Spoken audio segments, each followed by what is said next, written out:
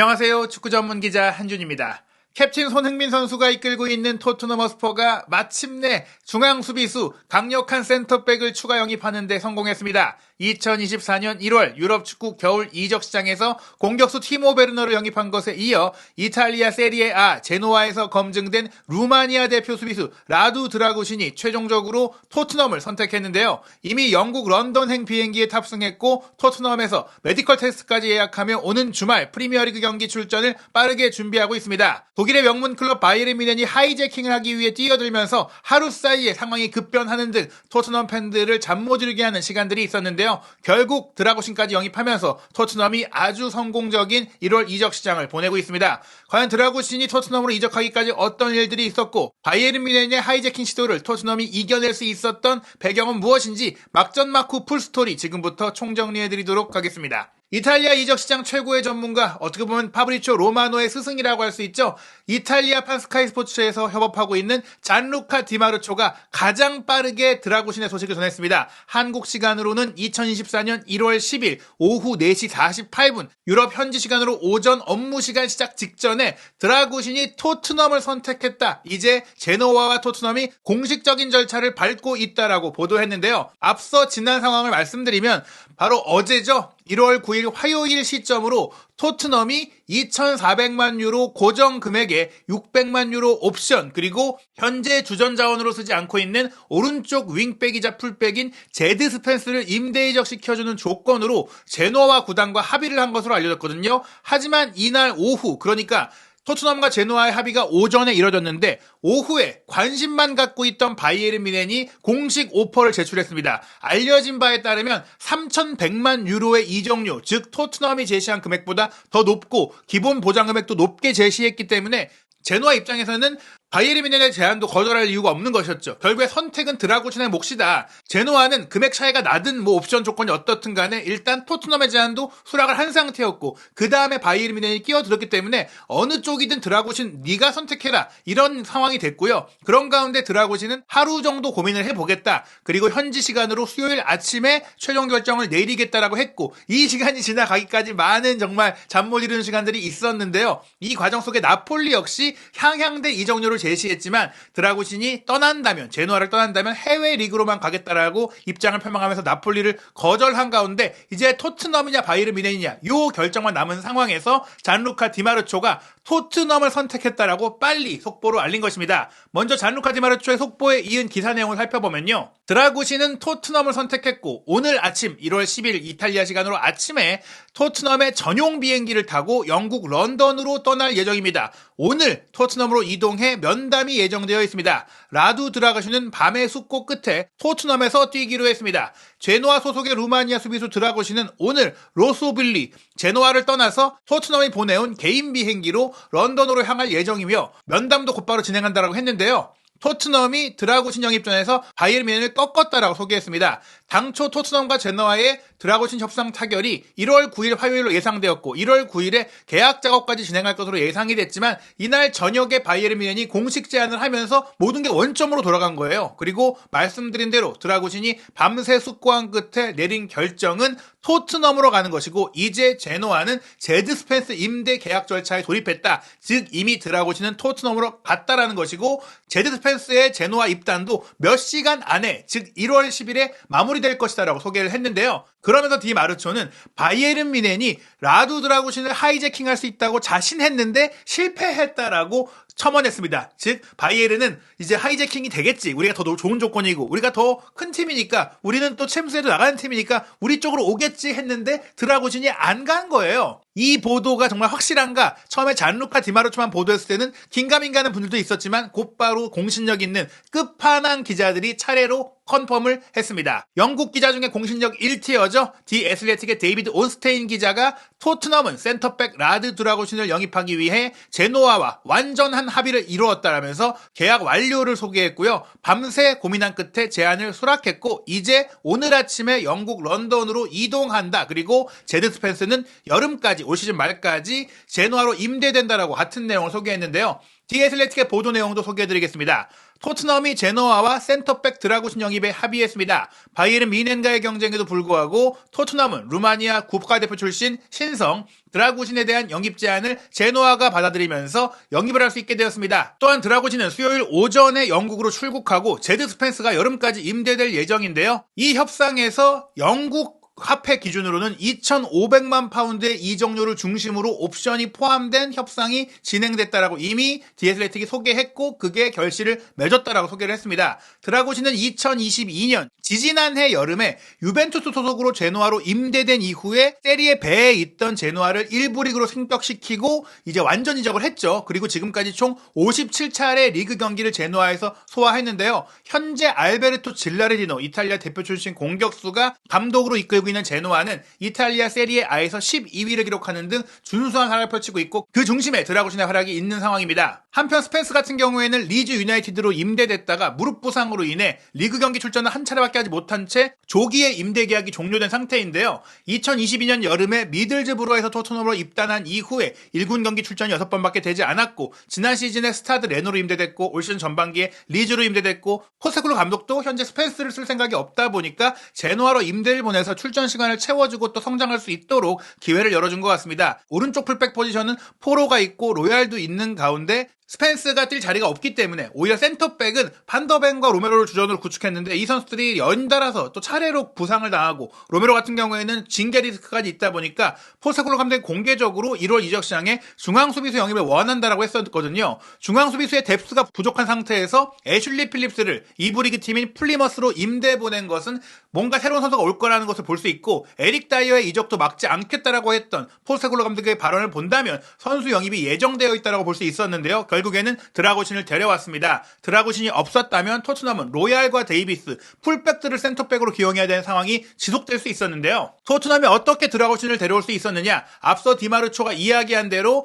토트넘 구단 측에서 드라구신이 빨리 편하게 이동할 수 있도록 특급 대우를 해준다는 것을 보여주기 위해 개인 전용 비행기를 보내줬어요. 그래서 항공 일정 관계없이 빨리 와서 빨리 계약하고 빨리 메디컬 테스트 받고 빠르게 적응해서 오는 주말에 있을 맨체스터 유나이티드와의 경기를 출전 준비를 하자. 뭐 그렇게 진행되고 있는 것이죠. 제노아에 있는 국제공항에 토트넘 전용기가 이제 몇 시에 왔고 몇 시에 이동할지까지 팬들이 정보를 체크할 정도로 많은 정보들이 공개가 됐는데요. 그 이후에도 뭐 영국 스카이 스포츠의 토트넘 담당 기자인 리알 토마스도 드라구신이 토트넘을 선택했고 오늘 늦은 시간에 메디컬 테스트가 예정되어 있다. 말씀드린 대로 1월 10일 수요일에 런던으로 바로 와서 오는 대로 메디컬 테스트를 진행하고 계약하고 바로 목요일부터 훈련을 해야 된다. 왜냐? 영국 시간으로 일요일 늦은 시간에 맨유와 경기가 있으니까 하루라도 빨리 훈련을 해서 빨리 적응을 해야 되는 거죠. 시즌 중 이적이기 때문에 이미 제노아에서 경기를 뛰고 있었고 훈련을 해왔기 때문에 드라구신 선수가 이제 체력 상태와 실전 감각에는 문제가 없기 때문에 짧은 기간 전술 훈련을 하고 바로 경기에 투입된다. 풋볼 런던의 알레스테어 골드 기자도 라두 드라구스인 드라구신이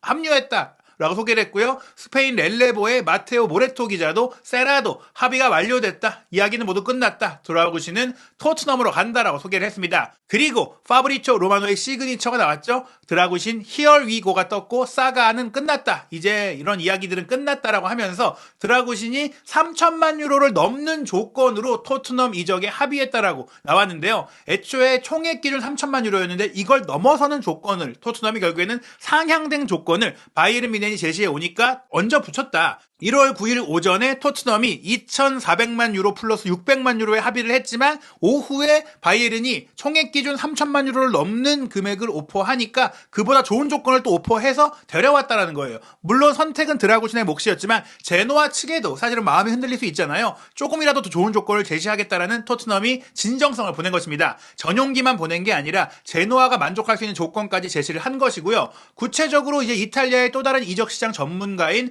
니콜로 스키라의 보도에 따르면 토트넘이 바이에른 뮌헨보다 드라구신 측에 더 좋은 조건으로 올려줬다라고 했는데요. 일단 계약 기간이 2029년까지로 5년 반 계약이잖아요. 이 계약 기간이 바이에른이 제시했던 2028년까지 4년 반 계약보다 1년 더 긴 기간이고 급여로 이제 280만 유로의 연봉, 한국 돈 40억 정도의 연봉을 제시했다고 하는데 이 금액도 바이에른이 제시했던 연봉보다 높은 액수라고 합니다. 기간과 연봉 모두 높고 전용기까지 보냈다. 훨씬 더 진정성을 보인 보인 것인데요. 플로리안 플레텐베르크 독일판 스카이 스포츠 기자, 바이에른 뮌헨 1티어 기자 역시 토트넘이 2029년까지 드라구신과 계약을 한 것이 맞고 이적료 총액은 3,100만 유로라고 했어요. 즉 총액 기준 100만 유로를 토트넘이 더 올린 것인데요. 이 보도 내용에 대해서 상이한 부분이 있습니다. 바로 잔루카 디마르초는 드라구신의 연봉이 280만 유로가 아니라 세후 기준 300만 유로라고 더 높이 얘기를 했습니다. 43억 원 정도인데 물론 큰 차이는 아니겠지만 어찌됐거나 토트넘이 굉장히 많은 준비를 했고 굉장히 강하게 원했다. 그리고 드라구신의 이적료에 대해서도 3,100만 유로가 어떻게 구성되어 있냐면 2,500만 유로를 픽스하고 600만 유로를 추가로 이제 보너스로 받을 수 있는 상황을 이제 제시를 한 것인데 결국에는 옵션을 늘린 게 아니라 초기 보장액을 100만 유로 더 높인 것이다. 이렇게 보시면 될 것 같습니다. 현재 토트넘 선수단의 연봉 정보를 보면요. 손흥민 선수가 1,145만 유로로 최고 연봉 선수이고 페리시치와 메디슨이 1,000만 유로를 넘는 선수예요. 즉 드라구신이 300만 유로를 받는 것이 토트넘 입장에서 아주 높은 게 아닐 수도 있는데 이 공개된 정보가 세후인지 세전인지 명확하지가 않거든요. 만약 세후라면 드라구신의 이제 연봉이 500만 유로를 넘어설 수 있어요. 500만 유로가 넘는다면 이제 에릭 다이어 정도의 연봉을 보장받았다. 이렇게 보면 될 것 같고 현재 토트넘이 영입하고 있는 젊은 선수들 비카리오의 연봉이 452만 유로, 벤탄쿠르도 452만 유로, 그리고 우도기가 452만 유로로 거의 비슷한 연봉들을 받고 있는데 요 이상의 연봉이 보장된 것이다. 사실 특급 대우라고 하고 세후 300만 유로를 했는데 여기 표기된 토트넘의 현재 선수단 연봉 기준이 세후 기준이라면 드라구신의 연봉이 비수마보다도 낮고 거의 뭐 솔로몬보다도 낮고 사르보다도 낮잖아요. 그렇다는 것은 특급 대우라고 보기 어려우니까 아마 지금 이 공개되어 있는 토트넘의 연봉은 세전 기준이 아닐까 생각이 듭니다. 한편 독일판 스카이 스포츠는 바이에른 뮌헨 보드진이 드라구신 영입에 실패한 것에 대해서 충격을 받았다라는 반응을 전하기도 했는데요. 왜냐하면 분데스리가 우승팀이자 또 챔피언스리그에 나가는 팀인데 최근 사실 메이저 우승 경험이 없고 현재 올 시즌도 우승을 도전할 수 없고 유럽 대항전도 안 나가는 토트넘에 어떻게 우리가 밀릴 수가 있느냐 이런 좀 의아한 반응을 보이고 있는 것이죠. 이에 대해서 에마누엘 로스 기자 같은 경우에는 드라구신이 토트넘을 선택한 이유는 출전 시간 때문이라고 소개했는데요. 아무래도 바이에른 뮌헨에 갈 경우에는 4옵션이 될 수밖에 없어요. 김민재 선수가 확고한 주전이고 여기에 우파메카노와 더리흐트가 주전 경쟁을 벌이고 있는데 드라구신 같은 경우에는 김민재 선수의 자리를 커버할 수 있는 선수입니다. 오른발잡이지만 왼쪽 센터백으로 활약하는 선수잖아요. 하지만 김민재 선수가 거의 철광왕에 가깝기 때문에 지금 당장은 김민재 선수가 아시안컵에 차출되어 있기 때문에 출전 기회가 있겠지만 아시안컵이 끝나고 나서 돌아오면 김민재 선수를 밀어내기가 어렵고 게다가 더리흐트와 오파메카도도 마찬가지인 상황입니다. 결국에는 출전 시간이 제한적인데 토트넘에 온다면 물론 반더벤과 로메로가 있긴 하지만 두 선수 모두 햄스트링 부상 이력이 자주 있는 편이고 특히 로메로는 징계의 리스크가 큰 선수이기 때문에 게다가 어떻게 보면 드라구신 입장에서도 김민재, 더리흐트, 우파메카노를 넘어서기보다 반더벤, 로메로와 경합하는 게 좀 더 가망이 있다라고 개인적으로 생각할 수도 있겠죠. 토트넘에서 조금 더 경험을 쌓고 많이 뛰면서 그 뒤를 바라봐도 되기 때문에 토트넘을 선택했다. 이렇게도 볼 수가 있겠습니다. 파브리치오 로마노 기자가 후속 취재를 통해서 드라구신의 토트넘 이적 세부 사항을 공개했는데요. 250만 유로 이적료가 픽스되어 있는 건 맞고 500만 유로가 이제 추가 사항인데 굉장히 쉽게 달성할 수 있는 조건이다. 어렵게 꼬아놓은 게 아니라 제노아가 30만 유로를 무조건 챙길 수 있는 조건으로 이제 협상을 한 것이다. 제노아가 원했던 금액을 맞춰준 것이다라고 하는데요. 다른 매체들은 600만 유로의 추가 금액이라고 했으니까 아마도 600만 유로가 맞을 가능성도 있을 것 같고요. 또 하나 중요한 게 제드 스펜스를 제노아로 임대 보내면서 스펜스의 연봉까지 토트넘이 보조한다. 이 역시 제노아 쪽에 조금 마음을 당길 수 있는 제노아 너희들은 공짜로 스펜스를 쓸 수 있다. 이렇게 이제 제시를 하면서 토트넘이 금액을 더 부담하는 그런 형태가 됐다라고 보시면 될 것 같습니다. 제노아 입장에서는 지난 여름에 유벤투스로부터 드라구신을 완전 영입할 때 드렸던 금액이 500만 유로 플러스 보너스 조항이었기 때문에 토트넘에 이제 거의 2,500만 유로 플러스 보너스 조건이니까 당장 2,000만 유로를 번 것이고 향후 금액으로 보자면 2,500만 유로의 수익을 낸 것이니까요. 이적시켰다고 하더라도 자금상으로도 보강이 됐고 또 필요했던 포지션인 풀백의 스펜스까지 공짜로 쓸 수 있으니까 아주 좋은 조건으로 데려왔다고 할 수 있겠습니다. 한편 디마르치오 사단 중 한 명인 나단 기신 기자 같은 경우에는 바이에른 뮌헨이 제노아 측에 제시했던 조건을 독점적으로 공개했는데요. 바이에른 뮌헨의 조건은 총액 기준 3,100만 유로가 아니라 3,050만 유로였어요. 즉 토트넘보다 50만 유로를 더 쓴 것이고 심지어 초기 보장 금액도 2,300만 유로에다가 옵션을 750만 유로를 붙인 거니까 사실 총액만 토트넘보다 높지 토트넘보다 훨씬 더 획기적으로 좋은 조건이 아니었다. 그렇기 때문에 제노아도 바이에른의 오퍼가 왔을 때 드라구 드라구신이 결정하게 이제 미뤘던 게 아닌가 생각이 들고요. 여기서도 소개하지만 토트넘이 제시한 금액은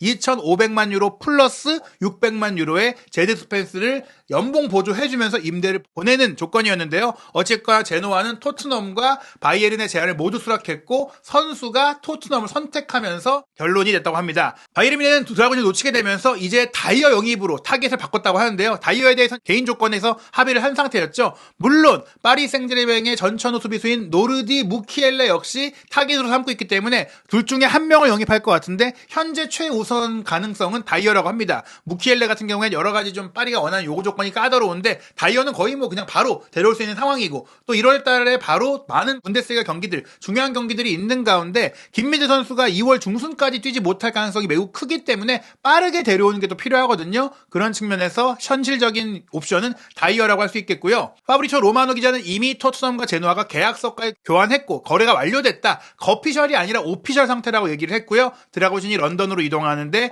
그의 에이전트와 함께 토트넘의 전용기를 타고 가고 메디컬 테스트를 진행한 이후 공식 발표를 할 것이다. 베르너 영입의 공식 발표가 영국 시간으로 1월 9일에 있었는데 1월 10일 영국 시간으로 곧 몇 시간 후에 드라구신의 오피셜까지 보실 수 있을 것 같습니다. 니콜로 스키라 기자 역시 드라구신 실패 직후에 바이에른 뮌헨이 곧바로 에릭 다이어의 영입 회담을 전개할 것이라고 했어요. 잠시 멈춰놨던 협상인데요. 이 보도는 바이에른 뮌헨 담당 기자인 독일의 1티어 플로리안 플레텐베르크 기자도 소개를 했는데 400만 유로 언저리의 이적료 그리고 개인 합의는 끝났고 2025년 여름까지의 계약에 플러스 1년 총 이제 1년 반 계약에 옵션 1년으로 다이어를 데려올 것이다. 다이어가 현재 바이에른의 최고 영입 대상이다라고 소개를 했습니다. 그리고 파브리초 로마노가 제드 스펜스도 곧 제노아로 합류하는데 임대지만 완전 이적 옵션이 포함되어 있다. 즉 토트넘은 이제 제드 스펜스를 임대 보내면서 성장시키려는 생각이 아니라 아예 그냥 정리하려는 생각을 갖고 있는 거예요. 그리고 완전 이적 금액도 1,000만 유로 정도니까 사실 이 선수를 1,500만 파운드 정도에 데려왔잖아요. 손해를 보더라도 그냥 내보내겠다라는 생각으로서 스펜스가 이제 포스테코글루 감독의 계획에 없는 것을 명확히 하고 있습니다. 찰리 에클셰어 디 애슬레틱의 토트넘 담당 기자는 토트넘이 이번 1월 이적 시장에 빅윈, 큰 승리를 했다고 했는데요. 1월 이적 시장의 최대 목표, 주 메인 목표가 공격수와 센터백을 보강하는 것이었는데 이미 완료했다. 이적 시장이 열리고 10일 만에 이 두 선수를 모두 데려왔고 무엇보다 이 드라구신의 영입은 최근에 벤 데이비스가 센터백으로서 너무나 잘해주고 있기 때문에 로메로, 반더벤, 데이비스에 이어 드라구신까지 무려 풀백 4명이나 좋은 선수로 구성할 수 있게 됐다라고 큰 기대감을 표했습니다. 이렇게 빠르게 드라구신을 데려오려고 했고 전용기까지 보낸 이유는 이번 주말에 있을 맨유와의 경기에 출전시키기 위함이라고 볼 수 있겠습니다. 한국 시간으로 1월 25일 월요일 새벽 1시 30분에 맨체스터 유나이티드와 원정 경기로 프리미어리그 21라운드 경기가 치러지는데요. 이 경기는 손흥민 선수가 아시안컵에 차출됐고 비수마와 사르가 아프리카 네이션컵에 차출된 가운데 히샬리송이 최전방에 서고 왼쪽에 베르너, 오른쪽에 존슨으로 스리톱이 구성될 것으로 예상되고요. 미드필드 라인은 포백 앞에 벤탄쿠르가 원볼란치로 서고 쿠루셉스키가 다시 10번 위치로 오고 로세소가 8번 위치에서 공미와 중미 역할을 오갈 것 같습니다. 수비 라인은 좌우 풀백의 우도기와 포로, 반더벤이 이제 부상에서 돌아와서 이번 경기 선발 출전하면서 드라구신이 오른쪽 센터백 로메로의 자리에 나설 것으로 예상이 됩니다. 맨유 같은 경우에는 루크쇼가 부상에서 돌아왔고 에릭센도 회복했다는 소식들이 나오고 있고 마운트도 기다리고 있다고 하는데요. 일단 호일룬을 최전방에 두고 레시포드, 가르나초의 3톱, 브루노와 에릭센, 맥토미니의 3미들이거나 혹은 에릭센의 몸 상태가 조금 안 좋다면 마이누가 뛸 수 있고요. 루크쇼가 돌아왔기 때문에 왼쪽 풀백으로 뛰고 센터백은 에반스와 바란, 완비사카 또는 달롯이 오른쪽 풀백으로 뛸 것 같습니다. 오나나 같은 경우에는 카메룬 축구협회와 맨유가 토트넘전까지 뛰고 보내주기로 합의를 했기 때문에 이 경기에 뛸 수 있는 상황인데요. 과연 맨유와의 경기, 토트넘의 새로운 영입생 베르너와 드라구신이 어떤 경기를 펼쳐보일지 기대가 큽니다. 토트넘이 이렇게 빠르게 선수 영입을 추진한 또 다른 이유는 FA컵 4라운드 32강 상대 역시 맨체스터 시티라는 빅매치로 펼쳐지기 때문인데요. 맨유전 이후 1월 28일 0시에 맨시티와 홈 경기를 치릅니다. 이 경기 사이에 그래도 휴식 기간이 있기 때문에 토트넘이 전술훈련도 할 수 있고 이 기간에 베르너와 드라구신이 팀에 녹아들게 할 수 있는 것뿐 아니라 또 다른 영입 대상이 있죠. 중앙 미드필더 영입도 추진하고 있다고 하는데요. 과연 토트넘이 1월 이적 시장에 세 번째 영입으로는 어떤 선수를 데려오게 될지, 그리고 맨유와의 경기, 맨시티와의 경기 손흥민 선수가 없는 가운데 토트넘이 잘 이겨낼 수 있을지 한준TV에서 토트넘의 최신 소식, 유럽 축구의 모든 이야기 확인하시기 바랍니다.